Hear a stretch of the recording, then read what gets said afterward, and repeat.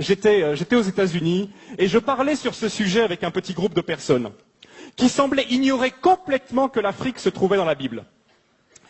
Et je leur demande comme ça, je leur dis, mais est-ce que vous savez où se trouvait le jardin d'Éden, par exemple? Alors, il y a les Américains qui lèvent le doigt et disent, oui, il y avait le Tigre, le fleuve, l'Euphrate aussi. Le jardin d'Éden se trouvait en Irak. Hein, aujourd'hui, beaucoup de gens pensent que le jardin d'Éden se trouve en Irak. Je me suis retenu d'ailleurs de leur demander quelle impression ça faisait de bombarder le jardin d'Éden. Mais je leur ai dit au lieu de ça, mais vous savez, on oublie toujours quelque chose. Regardez ensemble rapidement, parce que c'est quand même beau. Pour voir que, quand même, on oublie, mais le plan de Dieu pour l'Afrique est très tôt. Regardez dans Genèse chapitre 2 avec moi. Regardez la description du jardin d'Éden. Le jardin d'Éden, il y avait 4 fleuves qui sortaient. Qui étaient ces fleuves et où étaient-ils? Du pays d'Éden, chapitre 2, Genèse, chapitre 2, verset 10.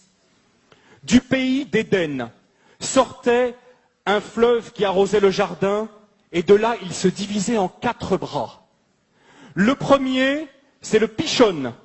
Il contourne tout le pays de Havila, au sol gorgé d'or et excellente qualité. Le deuxième fleuve s'appelait Gihon. Il parcourt toute l'Éthiopie, ou dans certaines versions, le pays de Couche. Et le troisième fleuve, c'est celui qui coule à l'orient de la Syrie, c'est le Tigre. Et le 4e fleuve, c'est l'Euphrate. Regardez, la Mésopotamie, l'Irak, le pays de Havila, qui est probablement vers la Somalie, et tout le pays de l'Éthiopie. Le jardin d'Éden, ce n'était pas le jardin qui est derrière la cour de la maison. Hein. Le jardin d'Éden, c'est un jardin immense qui couvrait plusieurs pays, dont l'Éthiopie. Quels sont les noms qu'on donne à l'Afrique dans la Bible? Les noms qu'on donne à l'Afrique, ce sont Couche, qui veut dire Éthiopie, Mitzraïm, qui veut dire l'Égypte, et Put, qui veut dire la Libye actuelle, la Cyrénaïque. Au temps biblique, et jusqu'à une époque, jusqu'à peu près au 4-5e siècle après Jésus-Christ, ces 3 régions qui couvraient toute l'Égypte, la Libye, le Soudan, l'Éthiopie, toute la corne de l'Afrique, regroupaient probablement 80% de toute la population du continent qui était très peu peuplée. Donc toute l'Afrique, presque, se retrouvait à Couche, Mitzraïm ou Put. Et, à la surprise générale pour certains, c'était des pays noirs. À l'époque, c'était des pays noirs. Vous savez, souvent, quand on pense à l'Égypte, on ne pense pas à l'Égypte comme un pays noir, n'est-ce pas? Hein, on a eu même, quand on est dans les années 50, 60, les péplums sur l'Égypte. Comment elle est, Cléopâtre? C'est Elizabeth Taylor. Elle est toute blanche. Mais la réalité, c'est complètement différent.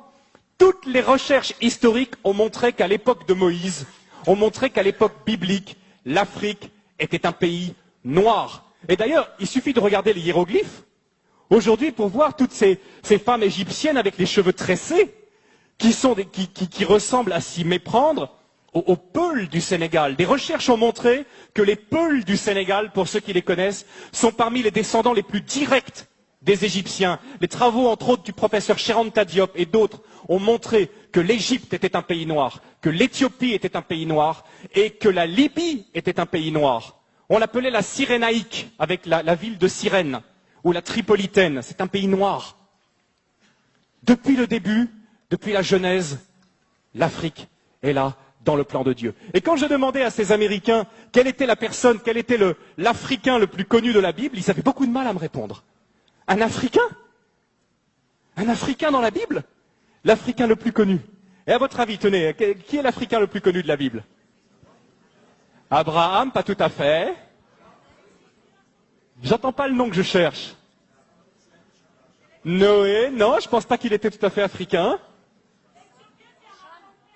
Adam, et si Adam était dans le jardin d'Éden, il était forcément un peu africain. Bon point pour toi, ma sœur. Moïse.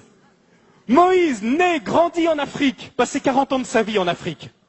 À une époque, et j'aimerais bien, justement, aujourd'hui, quand on pense à l'Afrique, on pense à quoi? Honnêtement, quelles sont les images qui viennent à nous? Nous qui sommes ici, en Alsace. Je ne sais pas, vous qui regardez Internet, là. Mais on pense à des guerres, on pense à des catastrophes, on pense à des famines, on pense à des ennuis sociaux. Voilà les premières images qui nous viennent lorsqu'on pense à l'Afrique. À l'époque de Moïse et au temps biblique, l'Afrique, c'était pas du tout ça. D'abord, l'Égypte était la première puissance économique du monde. Est-ce que vous savez que pendant plus de 1000 ans, c'est l'Égypte qui a nourri tout le bassin méditerranéen par son blé?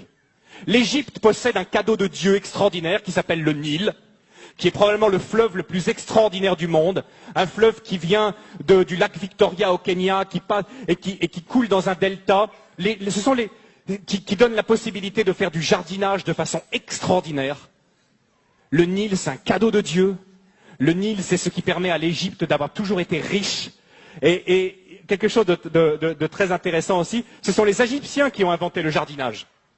Les pastèques que nous mangeons en été, ce sont les Égyptiens qui l'ont cultivé les premiers.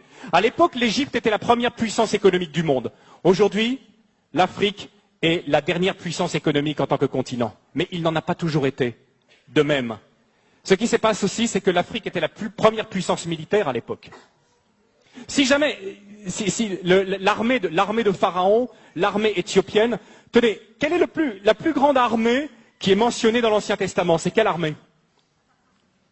Une armée de combien? C'est une armée d'1 million de personnes qui est l'armée du roi d'Éthiopie. À l'époque, l'Afrique était une puissance militaire qui faisait trembler. À l'époque aussi, l'Afrique, nous dit la Bible, Moïse a été élevé dans toute la sagesse des Égyptiens. L'Afrique dominait le monde également par ses connaissances scientifiques. C'était de l'Afrique que venait toute la connaissance. Les Égyptiens ont été les premiers astronomes, ont été les premiers à jeter les bases de nos sciences modernes. Venait également de l'Afrique. C'était aussi une époque où l'Afrique accueillait les réfugiés. Aujourd'hui, on pense que l'Afrique, c'est le pays qui envoie plutôt des réfugiés. Mais à l'époque, l'Afrique accueillait les réfugiés. Est-ce que lorsque vous lisez la Genèse, lorsque vous lisez même à peu près tout l'Ancien Testament, vous voyez que toujours le peuple de Dieu a été tenté et l'a fait à certains moments d'aller se réfugier en Égypte, en Afrique. C'est là qu'ils trouvaient le repos. Et le Seigneur a dû leur apprendre difficilement au travers de toute l'Exode à ne plus compter sur cette grande puissance mondiale. Et si Dieu a humilié l'Égypte, il n'a pas humilié un pays faible, mais il a humilié un pays qui était la première puissance mondiale. Comme aujourd'hui, si Dieu choisissait d'humilier une nation puissante, il choisirait probablement d'humilier ou les États-Unis ou l'Europe, qui nous glorifions de notre technologie, de notre puissance, de notre force militaire. Donc Dieu a dû apprendre à son peuple à ne pas compter, à ne pas dépendre de la puissance des hommes, mais à compter seulement sur sa puissance. Quelque chose de très important que souvent on ne connaît pas, c'est que lorsque la reine de Saba était une reine africaine. Amen. Je ne sais pas si vous le savez, c'était une reine noire, c'était une reine africaine. Et les Éthiopiens, aujourd'hui, basés aussi sur des recherches intéressantes, montrent que probablement la reine de Saba était la reine de tout le royaume d'Éthiopie à l'époque. Elle était allée chercher la sagesse auprès de Salomon. Et que dit aujourd'hui l'Église là-bas en Éthiopie? L'Église, dans sa tradition, dit que Salomon et la reine de Saba ont eu un enfant, que cet enfant est devenu Ménélik Ier, le premier empereur d'Éthiopie, qui a été la plus longue dynastie du monde jusqu'à la chute de l'empereur Haïlé Sélassié dans les années 70, qu'on appelait le Négus.